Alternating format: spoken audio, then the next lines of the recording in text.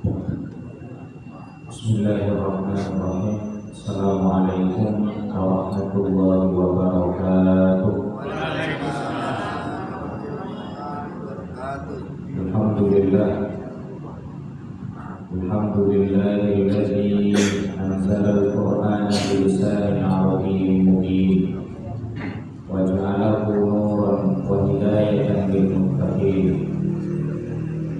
Asyhadu an la ilaha illallah wahdahu la syarika lah wa asyhadu anna Muhammadan abduhu wa rasuluhu la nabiyya ba'dah. Allahumma salli wa sallim wa barik ala sayyidina Muhammadin wa ala alihi wa sahbihi wa man tabi'ahum bi ihsanin ila yaumiddin, amma ba'd. Yang sama-sama kita hormati Ketua DKM Masjid Nurul Amal Bapak Ustaz Habib Hari beserta para pengurus, para tokoh masyarakat, Bapak RT, Bapak RW, hadirin, hadirat, hamba-hamba Allah yang dirahmati Allah Subhanahu wa Ta'ala. Bapak Ibu sekalian, bagaimana kabarnya malam hari ini? Baik? Alhamdulillah, kita bersyukur kepada Allah.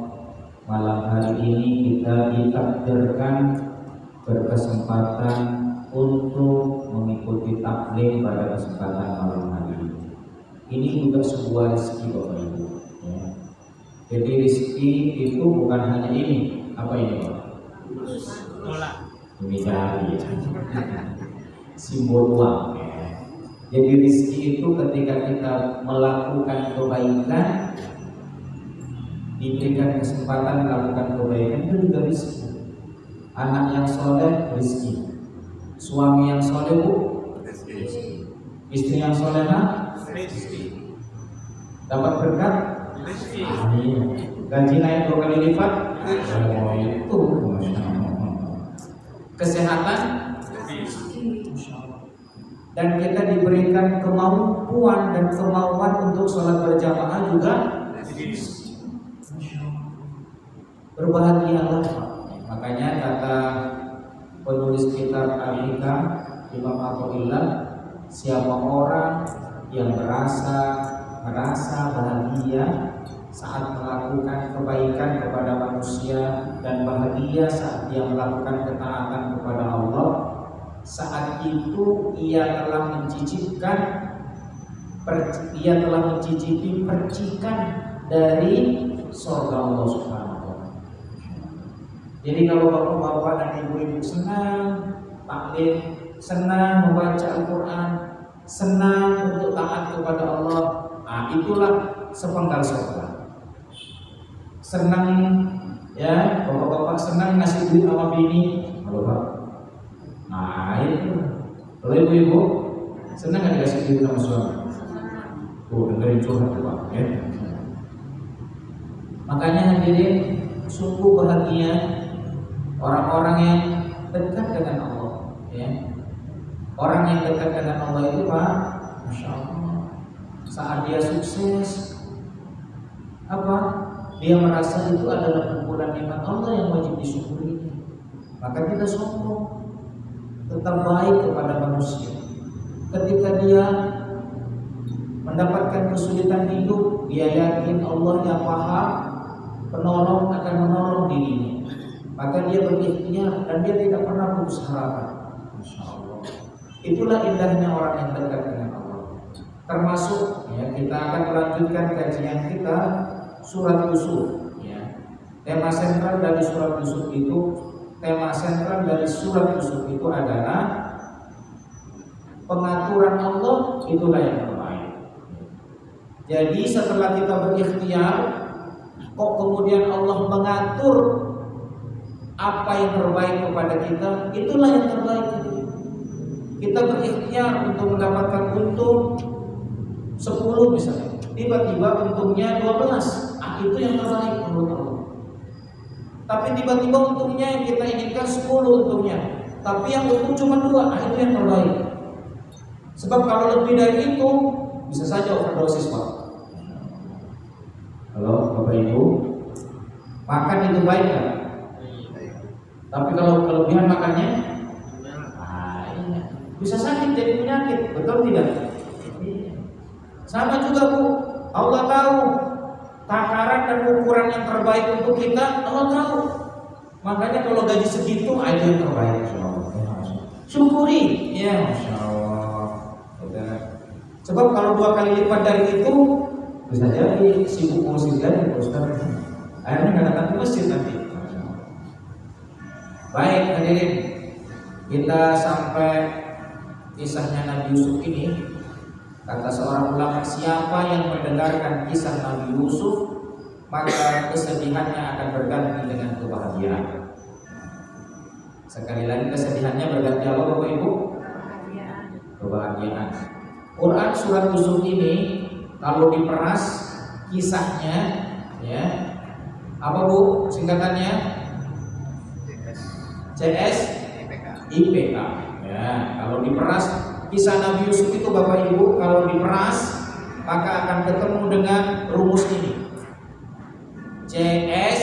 IPK. Nah, IPK itu dekat dengan anak kampus, CS itu dekat dengan pergaulan. Dia CS saya loh. C-nya apa Bapak Ibu? Cinta. Ya. Cinta Nabi Yakub kepada Yusuf mengantarkan Nabi Yusuf masuk S-nya apa? S-nya sur. Ini cinta yang disikapi dengan dengki. Jadi saudaranya Nabi Yusuf itu 12 dengan Nabi Yusuf, 10 lain ibu, ya, 10 lain ibu. Yang sebapak dan seibu cuma 2, Nabi Yusuf dengan Benyamin. Nah, karena Nabi Yusuf masih kecil, maka Nabi Yakub begitu mencintai Nabi Yusuf dan Benyamin. Kemudian apa hadirin? Saudaranya yang 10 yang merasa banyak itu merasa tidak mendapatkan cinta dari bapaknya. Akhirnya dia dengki, kedengkiannya itu membawa cinta ayahnya Nabi Yakub berbuah apa hadirin? Berbuah dilemparkannya Nabi Yusuf kemana? Sumur. Tapi hadirin, dalam Al-Quran dikatakan ketika Nabi Yusuf itu mau masuk ke sumur, Allah sudah ngasih tahu, ya, hadirin, Allah sudah ngasih tahu apa? Bahwa saudaranya yang 10 itu akan memperlakukanmu seperti itu. Engkau akan dilempar ke sumur. Tenang saja, Allah yang akan menolongnya. Masya Allah. Halo, masih sama saya Pak? Sama juga, kita ini orang yang beriman. Dalam hidup ini Allah katakan pasti akan bertemu dengan masalah. Tapi Allah juga firmankan dalam Al-Quran, siapa yang dekat dengan Allah, siapa yang taat kepada Allah, sebesar apapun masalahnya akan diberikan jalan keluarnya. Wa may yattaqillaha yaj'al lahu makhraja wa yarzuqhu min haitsu la yahtasib. Siapa yang bertakwa kepada Allah, siapa yang tunduk dan patuh kepada Allah, siapa yang berbuat baik kepada manusia karena Allah, itu takwa namanya. Maka sesulit apapun masalahnya, dia akan kasih, Allah akan memberikan jalan keluar dari setiap masalah. Kalau dikasih tahu tak kira-kira Pak? Dikasih tahu kan sama Allah, orang yang bertakwa nanti akan bertemu juga dengan masalah, tapi dia akan bisa melewatinya. Masya Allah. Sebagaimana Nabi Yusuf juga dikasih tahu oleh Allah, nanti kamu akan dilempar ke dalam apa? Sumur. Tapi Allah yang akan menolong. Masya Allah. Hadirin hamba Allah yang dirahmati Allah Subhanahu wa taala. Ayat yang saya baca tadi, wa may yattaqillaha yaj'al lahu makhraja. Siapa yang bertakwa kepada Allah, maka Allah akan memberikan solusi dari setiap masalahnya. Itu ternyata ada dalam Quran surat At-Tolak. Surat At-Tolak artinya apa Bapak Ibu? Cerai. Apa hadirin? Iya kan? Cerai itu kira-kira menyenangkan atau tidak menyenangkan? Tidak menyenangkan. Masalah bukan? Tapi justru Allah memberikan ayat itu di pertengahan itu. Siapa yang bertakwa kepada Allah, Allah hadirkan jalan keluar. Kita udah dijamin loh, udah digaransi. Tapi terkadang di antara manusia yang tidak meyakini. Mudah-mudahan kita termasuk yang meyakini.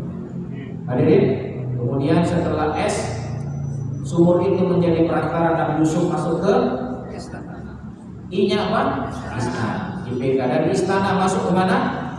Penjara. Dari penjara mendapatkan K, K-nya apa? Kekuasaan.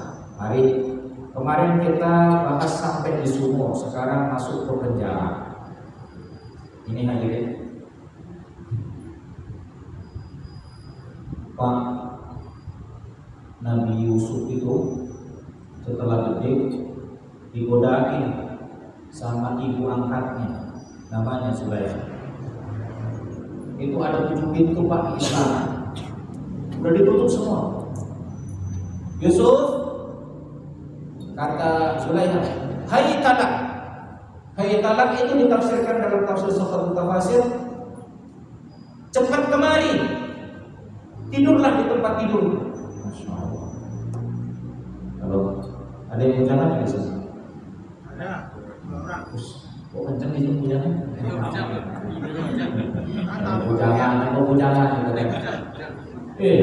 Masya Allah.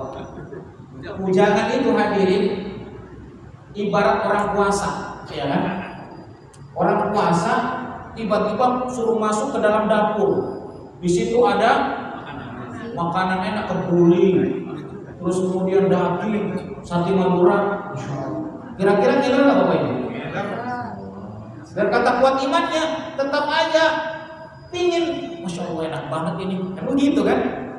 Nah, Nabi Yusuf ketika digoda oleh perempuan cantik di kamar,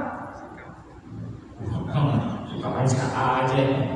Sebenarnya, dalam bahasa Al-Quran, walaqad hammat bihi wa hamma biha. Sungguh Zulaikha telah merancang cinta kepada Nabi Yusuf untuk melampiaskan keinginannya. Jadi kalau cintanya Zulaikha kepada Nabi Yusuf itu sudah dirancang Pak, ya. Tetapi Nabi Yusuf ketika digoda hamma biha, akhirnya apa Pak? Jatuh cinta juga. Tapi kata para ulama tafsir, jatuh cintanya dadakan. Apa hadirin? Sama seperti orang puasa, dia tidak berkeinginan untuk minum, ya kan? Tidak berkeinginan untuk makan, tapi tiba-tiba sama temannya didorong masuk ke dalam dapur, yang di situ makanan menusuk semua, makanannya enak-enak lagi. Kira-kira gimana tuh? Enak juga ya. Nah, kira-kira begitulah. Itu naluri. Ya. Untungnya apa hadirin? Allah jaga Nabi Yusuf. Sehingga apa kata Nabi Yusuf dalam Al-Quran? Dalam ayat yang ke-33, qala rabbis sijnu ahabbu ilayya. Ahabba. Qala rabbis sijnu ahabba ilayya mimma yad'unani ilayhi. Wa illa tasrif anni kaidahunna asbu ilayhin wa akum minal jahilin. Nabi Yusuf berkata, "Duh ya Allah, as-sijnu ahabba ilayya mimma yad'unani." Ya Allah, saya enggak kuat ya Allah tinggal di istana seperti ini, tiap hari digodain wanita cantik ya Allah. Kagak kuat. Kata anak muda sekarang, kagak kuku. Kalau anak muda, makanya kalau ngeliat cantik untuk aja ya. Ini nggak diprototip. Kok diprototip? Baru bagus Ustaz. Anak muda Kata Nabi Yusuf juga nanti loh Pak. Ini Nabi Bu. Masya Allah. Tapi melihat kebolehan wanita tergoda. Masya Allah. Makanya hadirin, kalau punya suami di rumah digodain aja dah, biar tidak tergoda di luar. Gitu. Makanya di antara yang membuat suami itu bahagia, kalau nelpon istrinya, ini penting nih Bu. Nelpon istrinya, Mama di mana? Saya ada di rumah. Jangan begitu Bu. Halo Mama, ada apa Mama? Nah, suaranya begini. Ada apa Mama? Gitu. Mengayun. Saya di rumah. Gitu dong ya. Kalau saya di rumah, ada apa? Itu kayak bicara sama orang lain. Tapi kalau diresponnya, ya apa? Saya di rumah tahu, gitu kan? Ada apa? Masya Allah. Suara yang mendayu itu langsung membuat hati sang suami kelepek-kelepek. Nah, tapi jangan gunakan itu sama tukang sayur. Ini sama suaminya ngomongnya tegas, sama tukang sayur, ini apa? Diskon dong bang. Nah, hati-hati. Kalau abangnya masih bujangan, gimana coba? Kan saya sudah nenek-nenek Pak Ustaz. Tapi nenek-nenek kalau auranya membuka bagaimana coba? Hati-hati. Ya. Ini kan coba lihat nih. Ya. Kemarin saya ngisi pengajian ibu. Iya Pak Ustaz. Tukang sayurnya malah bilang sama emak, ayo sayang beli apa? Saya gede banget Pak Ustaz. Terus saya bilang, bang panggil saya ibu atau empu aja. Nah itu kata saya. Sama emak-emak, apa? Mbak ini kenapa bang? Dicolek-colek ya kan? Dicubit-cubit, cubitan itu bu, walaupun sakit si abangnya menikmati. Halo, suruh sama saya. Perempuan kalau sudah melepaskan kata-kata yang indah, sang suami kalau udah mabuk cinta, dia akan lupa pada istrinya di rumah. Dia akan lupa akan profesinya. Yang ada adalah bayang-bayang cinta. Istighfar. Nah, Nabi Yusuf tahu akan gejolak cinta itu sulit dibendung, maka dia berkata, ya Allah, aku lebih suka masuk penjara.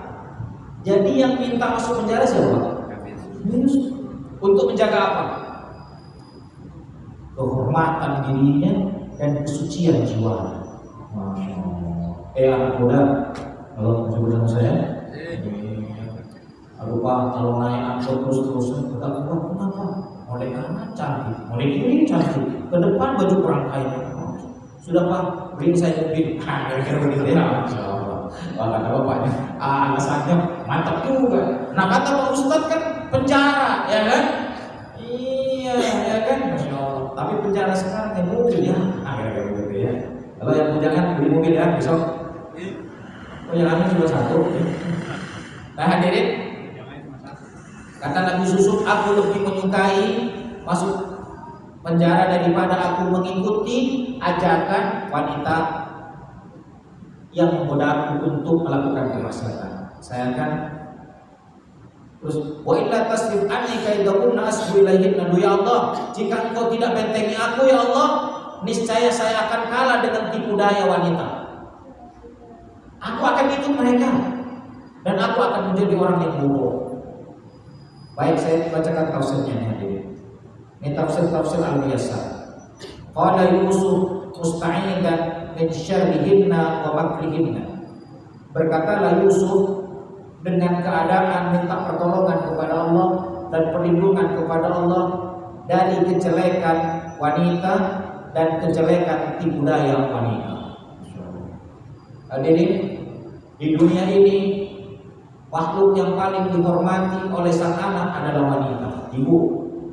Tapi kalau rusak, masya Allah, rusaknya wanita bukan hanya merusak keluarganya, tapi bisa merusak negeri. Tapi kebaikan wanita bukan hanya kebaikan yang bisa dirasakan keluarganya, tapi kebaikan yang akan menyejukkan negerinya. Masya Allah. Halo, masih bersama saya? Kurang apa Nabi Nuh? Nabi Nuh, tapi istrinya kafir, anaknya jadi kafir. Kurang bejat apa Fir'aun? Tapi istrinya muslimah, Asia, anak angkatnya Musa jadi nabi. Begitulah wanita. Kelembutannya bisa berubah kemungkaran jadi kebaikan. Tapi kalau kelembutan dan kebaikannya sudah menghilang pada wanita, dia akan menjelma menjadi lautan mara bahaya yang akan menggulung siapapun yang ada di depannya. Kalau ibu-ibu berbahagia jadi ibu-ibu yang taklim seperti ini, insya Allah adalah wanita-wanita soleha. Nah kata Nabi Yusuf, ya Rabbi, ya Allah, as-sijnu ahabbu ilayya mimma yad'unani ilayhi min amalil fahishah. Aku lebih suka masuk penjara ya Allah ketimbang aku mengikuti ajakan wanita tersebut untuk melakukan fahisyah. Apa itu fahisyah? Zina, Pak. Masya Allah. Ini anak muda belum nikah. Nah, insya Allah kalau ada anak muda yang suka sholat berjamaah subuhnya, catat nomor teleponnya. Kenapa Pak Ustaz? Catat aja nomor teleponnya. Mobil khusus tanya bapaknya dulu, Pak, di mana rumahnya? Di sono. Bapaknya siapa namanya? Pak Hariri. Nomor telepon dulu bentar. Kalau sudah anak gadisnya lulus sekolah, telepon Pak Hariri. Ustaz Hariri, iya. Anak mudanya sudah nikah. Belum, kenapa? Saya ingat setiap subuh sholat berjamaah. Oh iya. Saya yakin insya Allah putri saya cocok buat dia. Nanti Pak Ustaz tidak Masya Allah. Gitu dong Bu ya. Kalau bapak ngomong sama ibu, boleh, ya kan? Untuk kebaikan anak. Ya. Baik hadirin. Kata Nabi Yusuf, wa illam tadfi anni makrohunna amil ilaihinna. Duh ya Allah, jika engkau tidak lindungi makrohunna, makar. Coba, makar itu dalam bahasa Arab. Apa itu makar, Pak? Sebuah strategi yang tidak terlihat tapi membatinkan. Coba, makrohunna, makarnya wanita. Ya Allah, jika engkau tidak lindungi aku dari makar wanita yang jahat itu, amil ilaihinna, pasti aku cenderung untuk mengikuti mereka. Makar itu, Pak, sebuah konspirasi yang tidak terlihat oleh si objeknya, tapi mematikan. Makanya Nabi Yusuf udah deh, biar katanya istana hebat, katanya hebat makanannya, kagak. Aku lebih memilih kesucian jiwa. Aku ingin masuk apa Pak? Penjara saja. Wa aku minas sufaha alladzina yartakibuna al-ithma li jahlihim. Dan aku ya Allah kalau mengikuti ajakan wanita tersebut, aku termasuk orang-orang yang bodoh. Di mana orang-orang yang bodoh itu senantiasa melakukan memanggul dosa akibat kebodohannya. Jadi Pak, orang yang melakukan dosa dalam tafsir ini itulah sesungguhnya kebodohan. Nah ini juga ditulis oleh Dr. Yusuf Qaradawi ketika mendeskripsikan tentang bodoh dan pintar. Para ulama, para sahabat sepakat bahwa yang disebut pintar itu adalah orang yang taat kepada Allah. Walaupun tingkat intelektualnya sederhana saja, walaupun gelarnya sederhana saja, tapi walaupun gelarnya barerot gitu kan, banyak, tapi maksiat kepada Allah. Orang yang maksiat itulah kebodohan. Itulah ukuran dalam Islam. Jadi kecerdasan diukur karena ketaatan dan kebodohan diukur karena kemaksiatan. Maka bapak-bapak dan ibu-ibu yang hadir pada kesempatan ini menimba ilmu Allah demi untuk taat kepada Allah, inilah kumpulan orang-orang yang cerdas insya Allah. Amin. Lanjut hadirin.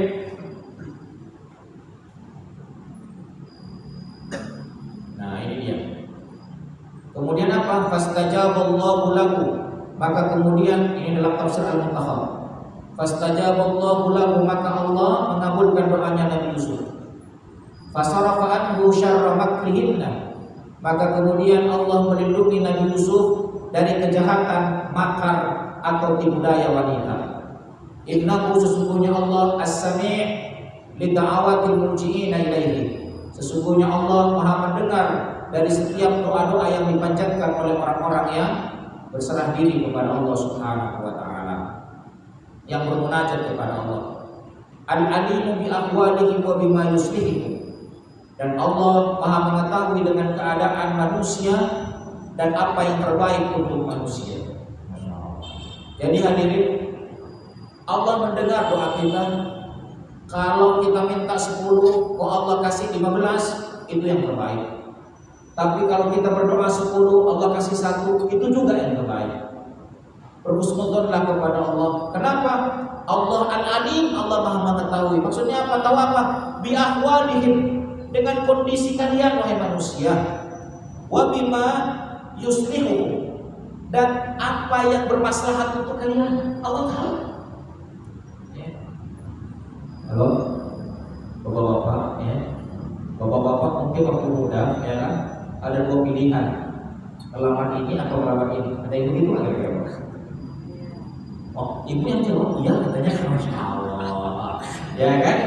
Nah, bapak mungkin cerita suruh ngelamar ini, suruh ngelamar ini, kok tiba-tiba ngelamar yang jadi istri sekarang? Itu yang terbaik, Pak. Sebab kalau ngelamar yang dalam impian bapak ini belum tentu baik sampai sekarang, belum tentu bertahan puluhan tahun, betul tidak? Makanya coba ya nikah sama dia, jangan berhayal itu jalan setan. Yang ada, alhamdulillah aku nikah bersama engkau yang terbaik, engkau pilihan Allah, engkau takdirku, engkau sampai ke surga bersama. Wahai kekasihku, belahan jantung jiwaku. Gitu dong. Biar kata-kata tua rasa muda, tapi dompet tetap kering ya, Insya Allah. Hadirin gitu dong. Ya. Terus pingin anak laki perempuan, kok laki semuanya? Nah, itu yang terbaik. Saya bukan curhat ya bapakku ya. Anak saya 6-6-nya laki-laki semua, ya.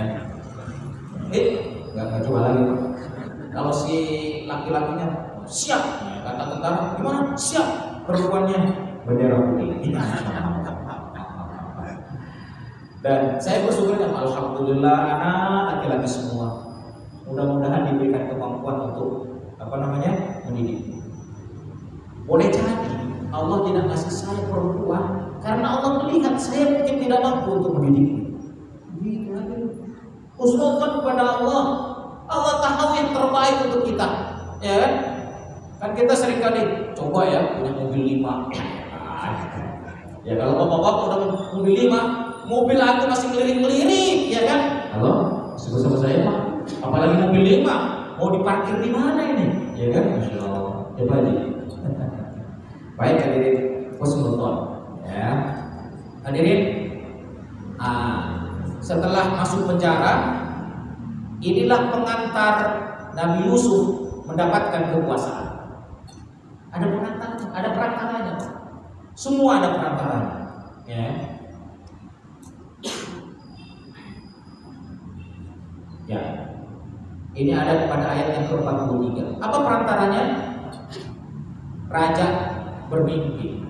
Wa qala al-maliku inni ara sab'a baqaratin simani yaquluhunna sab'un ijabun wa sab'a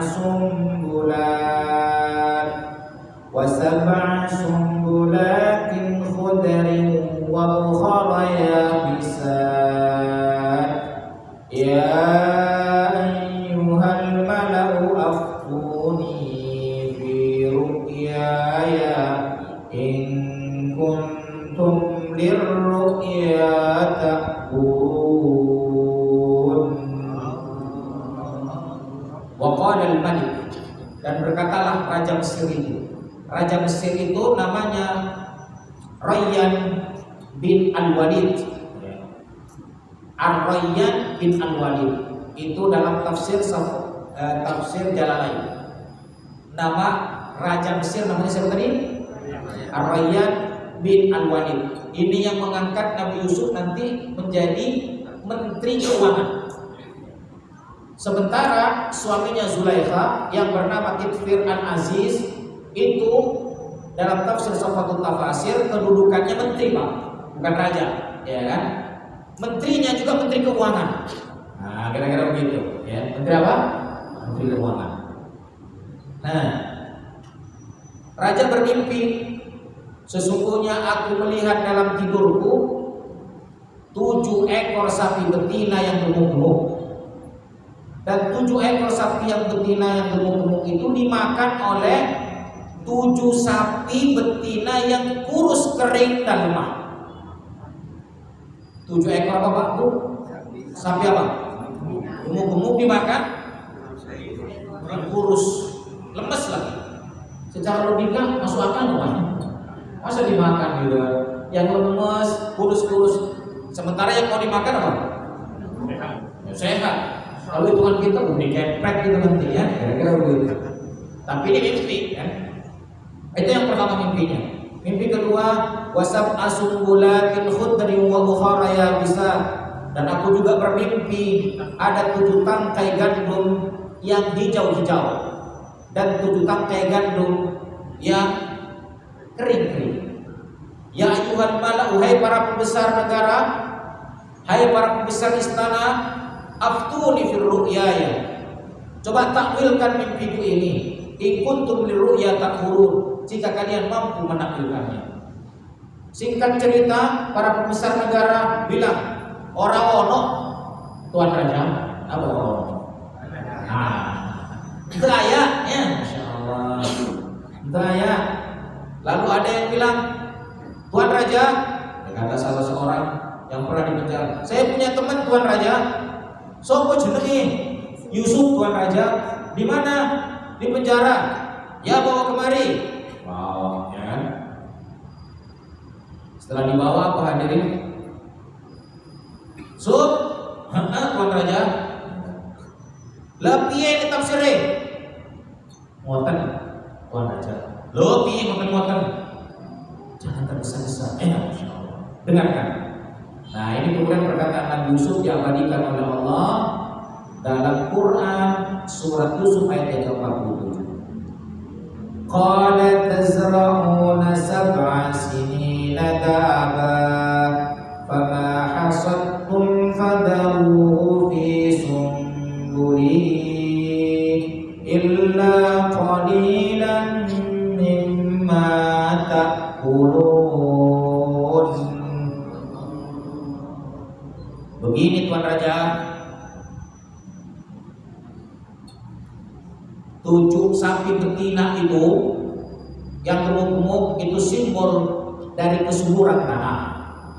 Sementara 7 sapi betina yang kurus kering itu simbol kegersangan. Karenanya tuan raja, nanamlah selama 7 tahun berturut-turut, ya. Sebagaimana biasa menanam, tanam, ya. Kemudian apa yang kau tuai, apa yang kau panen tuan raja, fama hasadtum, apa yang telah kau panen wahai tuan raja dan para penduduk, fadaruhu fi sumbulihi, hendaklah dibiarkan di tangkainya untuk tetap disimpan. Illa qalilan mimma ta'kulun, kecuali sedikit yang kau makan wahai tuan raja, sebagai persiapan untuk masa paceklik di 7 tahun berikutnya. Gitu. Kita baca tafsirnya dulu, ya. Qala Yusuf, berkata Nabi Yusuf, tafsiru hadhil ru'ya, tafsirnya mimpi ini wahai tuan raja, annakum tazra'una al-arda qamhan wa sya'iran sab'a sinina mutawaliyan da'ibina 'alal 'amali fi zira'ah. Wahai tuan raja, engkau tuan raja bersama penduduknya hendaklah bercocok tanam, menanam gandum selama 7 tahun berturut-turut. Fama tahsudunahu, dan apa-apa yang telah kau panen ihfaduhu, maka simpanlah. Fatrukuhu fi sumbulihi, yang disimpan itu tetap ada pada tangkainya. Illa qalilan mimma ta'kulunahu min fi hadhihi sinin, kecuali sedikit yang kau makan di tahun-tahun di mana engkau jaya itu. Ma'al hirsi 'ala al-ihtisab, dengan perasaan untuk terus irit dan hemat. Gitu. Dan apa kata Nabi Yusuf selanjutnya pada ayat 47-nya? Tsumma ya'ti min ba'di dzalika sab'un shidadun ya'kulna ma qaddamtum lahunna illa qalilan mimma tursinun. Kemudian tuan raja, ini ayat selanjutnya, setelah itu akan datang 7 tahun yang sangat sulit. Nah, ya. Yang menghabiskan apa yang kamu simpan untuk menghadapinya. Jadi setelah 7 tahun menabung, maka 7 tahun lagi apa hadirin? Sulit. Dan apa yang kita tanam, apa yang kita simpan tadi habis dimakan, ya. Kecuali sedikit yang hanya digunakan untuk pembibitan.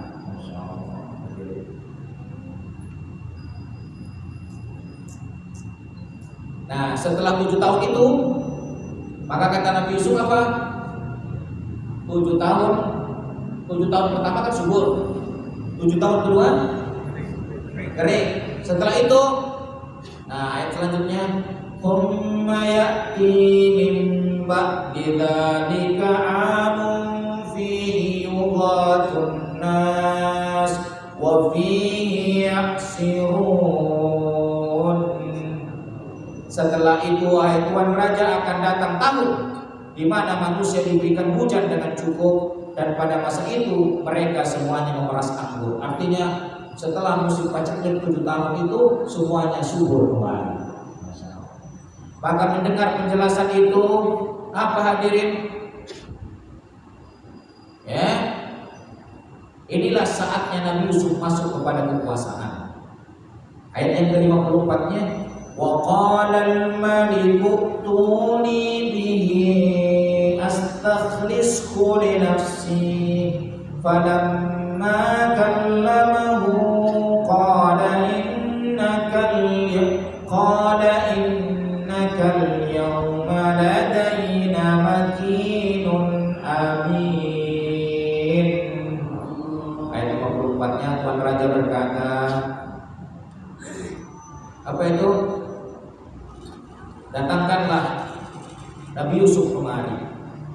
Maka tatkala dia bercakap-cakap dengan Nabi Yusuf, maka Tuan Raja Rayyan bin Walid berkata, innaka al-yawma, sesungguhnya hari ini engkau wahai Nabi Yusuf, ladaina makinun amin, engkau mendapatkan kedudukan yang mulia, tu makanatin wa amanatin ala amrina. Innaka, sesungguhnya engkau hari ini mendapatkan kedudukan dan amanah yang mulia dari sisi kami. Jadi menteri apa ini? Nah, suruh tanya dia, mau jadi apa engkau Yusuf? Nabi Yusuf berkata, qala ja'alni ala khazainil ard inni hafidun alim, inni hafidun alim. Wahai Tuan Raja, jadikanlah aku bendahara menteri keuangan di Mesir ini. Kenapa ini hafidun alim? Karena sesungguhnya aku adalah orang yang memiliki kompetensi di bidang itu. Begitu hadirin. Jadi kampanye itu boleh Pak dalam Islam, kampanye. Pilih saya karena saya jujur, presiden berkompeten, boleh. Dia nggak boleh, dia ngaku-ngaku jujur kalau tidak jujur. Terus ngaku-ngaku mampu padahal tidak mampu. Itu namanya berdusta. Kata Rasulullah, man wasyana falaysa minna. Siapa yang berbohong bukan golongan, kata Rasulullah.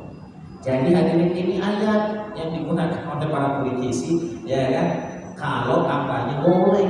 Nabi Yusuf aja bilang, pilihlah aku wahai Tuan Raja, jadi apa gue? Ada khazainil ard. Pilihlah aku menjadi menteri keuangan di Mesir ini. Kenapa? Inni hafidun alim. Aku ini orang yang mampu menjaga harta dan kekayaan negara. Alim, berkompeten di bidang itu. Dan jadilah kemudian Yusuf mendapatkan banyak apa dari kekuasaan. Jadi sesungguhnya Allah tidak menjadikan Nabi Yusuf itu Pak sebagai penguasa sesungguhnya. Tapi kenapa harus masuk apa Pak? Subur dulu terus masuk apa?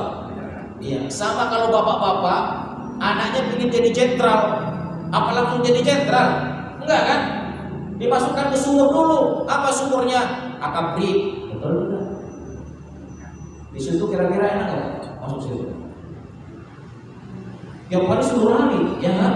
Telat siap, push up 10 kali siap. Itu sumurnya sebenarnya. Artinya apa? Orang yang naik pangkat saja di dunia ini, ya kan, harus mengikuti ada sekolahnya, betul nggak Bu? Kalau tentara itu mau naik pangkat ada sekolahnya nggak? Ada. Kalau nggak ikut nggak bisa naik pangkat, betul tidak? Jadi Nabi Yusuf itu sebelum jadi penguasa disekolahkan dulu oleh Allah. Sekolahnya di mana? Sumur. Sekolah kedua mana Pak? Penjara. Jadi kalau Bapak Ibu mendapatkan kesulitan, sesungguhnya Bapak Ibu disekolahkan oleh Allah untuk naik pangkat. Begitu hadirin. Halo, masih bersama saya? Jadi kalau duit kering, sedang disekolahin sama Allah. Itu dong ya Bu, ya. Apa-apa kagak ada, ya Masya Allah.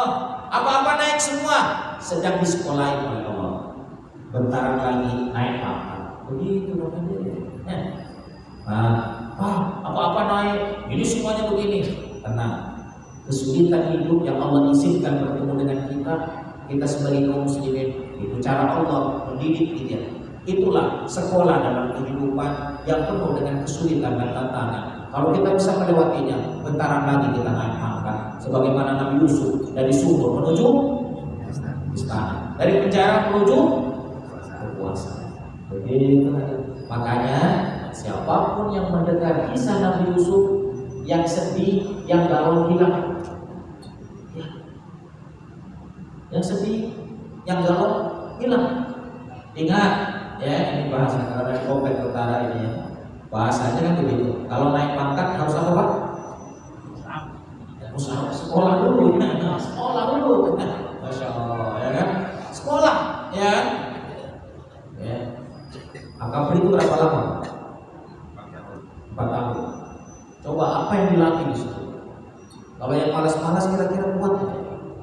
Sebelum masuk aja sudah di apa? Seleksi. Ya, berapa banyak yang tidak lulus? Ya, ya. Demikian pula orang yang ingin diluluskan oleh Allah ada seleksinya. Diuji oleh Allah.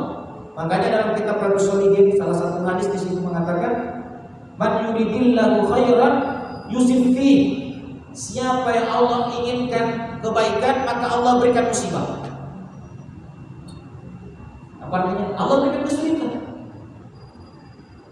Nabi Yusuf ingin menjadi penguasa, diuji. Nabi Muhammad ingin sukses dalam dakwahnya, coba lihat sirah nabawiyah, sejarah kehidupan Rasulullah di Makkah, di Madinah. Di Makkah hadirin, Rasulullah disiksa, diembargo ekonominya, ada skenario pembunuhan terhadap Rasulullah. Di Taif Rasulullah dikejar-kejar, dilempar kakinya hingga berdarah-darah. Bahkan penulis kitab kelengkapan tarikh namanya Kiai Haji Munawar Khalil mengatakan ketika di Taif Rasulullah kakinya berdarah-darah hingga tidak bisa berdiri, maka untuk menghindari timpukan orang maka dia harus merangkak. Terus kemudian hijrah ke Madinah, ada sekitar 28 kali peperangan yang harus dipimpin oleh Rasulullah untuk mempertahankan kedaulatan kota Madinah. Masya Allah. Apa yang terjadi hadirin? Ya Allah ya Rabb, ketika perang Uhud Rasulullah ditimpuk kepalanya dan pecah gigi perhamnya. Darah menetes dari wajah Rasulullah. Dalam perang Khaybar Rasulullah kena panah. Jadi Nabi untuk Allah karuniakan kemuliaan, tuntas kemuliaannya, al-yauma akmaltu lakum dinakum. Ya kan?